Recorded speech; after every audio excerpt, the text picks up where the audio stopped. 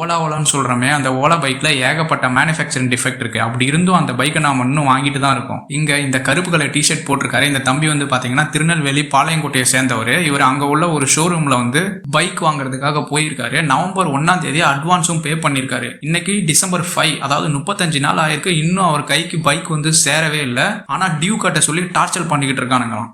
கைக்கு வந்துடும் அப்படிதான் சொன்னாங்க. ஆனா வண்டி இப்போ வரைக்கும் என் கைக்கு வரல. வண்டி நான் புக் பண்ணி ஒரு 35 நாள் கிட்ட ஆகுது.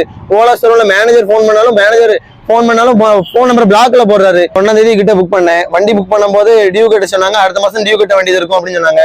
இப்போ வரைக்கும் எனக்கு வண்டி வரல. ஆனா டியூ வராங்க ப்ரெஷர் பண்ணுறாங்க. டியூ கட்டி வண்டி நம்ம டியூ கட்டுனா எவன் கட்டுவான்? எவனாவது ஏமாந்தானா அவன் தலையில ஏறி மிளகா அரைச்சலான்னு பாக்குறானுங்க.